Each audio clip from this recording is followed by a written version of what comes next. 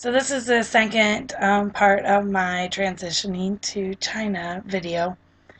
As I was saying about plagiarism, they don't believe it's okay. Um, but the solution to plagiarism is just to teach them how to properly quote and source ideas and works. That's it's really, you're going to have to do it over and over again. It's not just one time because it's so ingrained in them since they were young that it's a high honor to quote someone. So just have compassion about it and really realize that it is part of their culture. They're not trying to do it to offend you you know, or to steal ideas. It doesn't make them bad people. It's just what is there. And so if you have an expectation that you don't want them to be plagiarizing, which most of us do, you just need to make sure that it's very clear to the students at the beginning. And you explain and you make sure that you do it every single time that you ever give an assignment that there could be some plagiarism going on. Misconception number 7. Chinese are always indirect in their communication. I love this misconception. I think it's hilarious because even some people that are living here are like, you'll get trainings and they'll tell you Chinese are very indirect in their communication. It is true that they're not very direct in their feelings about a situation. They're not going to come out and say, you hurt my feelings. They're not going to come out and say, I don't like this, or I don't want that, or whatever. Because they really do try to let you know how they're feeling through their actions. They believe that direct feelings about a situation are considered very rude. So you never say something outright about your feelings about something. You would never, for instance, I have had students over to try my food. And say, yeah, you want to try some American food? And, I'll have made a really nice dessert. I think it's really nice. I'm like, I made you dessert. And the students get it and they're like, yummy! Yeah, it's good. And you're like, okay, clearly you don't like it. And, you can say to them over and over again, you can be honest. You can tell me what you feel. And they're like, all right, yeah, I will. I'll tell you exactly how I feel. Of course I'll tell you the truth. And then they're like, yummy, it's good. And you can tell they just hate it. And that's because they are taught that direct feelings about a situation are rude. And so they're not going to directly tell you, I don't like this. But in other ways, the Chinese are very direct. For instance, as you can see, I'm a little bit larger than most people. I have had many, many, many experiences where they outright tell me, you're fat. You need to exercise. I even had a birthday video. My friend decided to make me a birthday video with little messages from each of my students. And one of my students said, hello, Stacy. You are fat. And I think you need to exercise more. You should exercise more so you are not fat. Just comes right out and says it.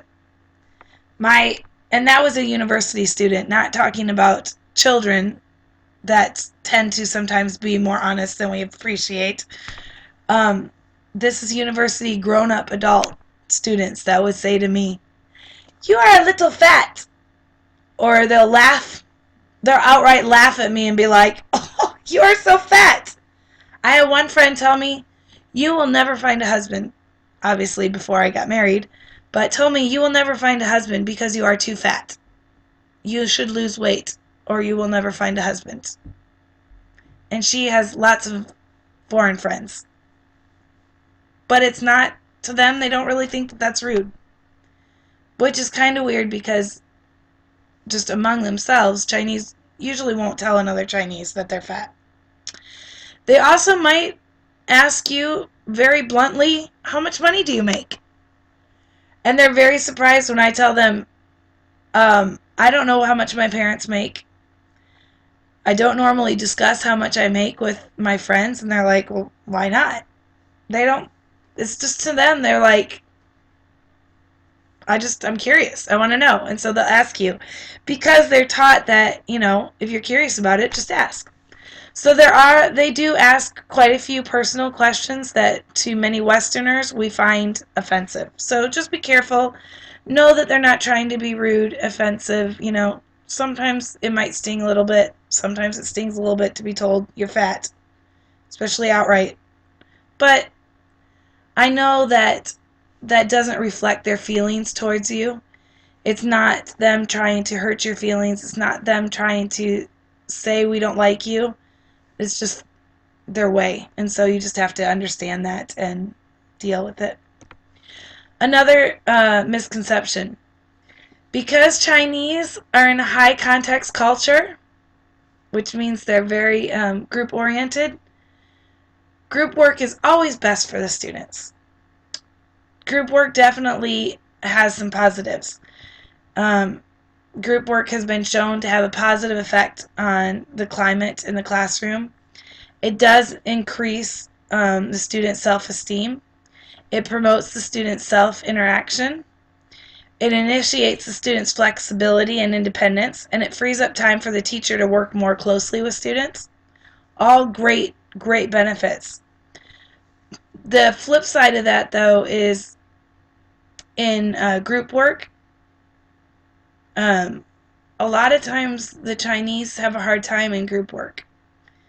They tend to have, one of the problems is they tend to have the high student do all of the work for them. And they're not going to tattle on that person because that's just, you help each other out. I had so many times where there was group work, especially at the university level. I'd say, okay, this group worked together, and I would see, I would have them do it in class, and the high students doing all of the work. And I talked to a lot of my friends, and they say, yeah, I do all the work. But they don't resent it just because that's what you do here. And I tell them, in America, if I'm the one ending up doing all the work, you better believe I'm like, listen, give that person a bad grade because they didn't do any work.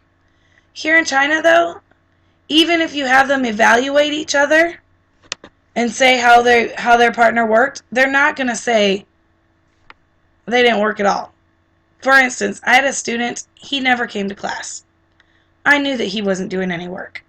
I mean, it's very clear. He never came to class. If he came, he slept through class.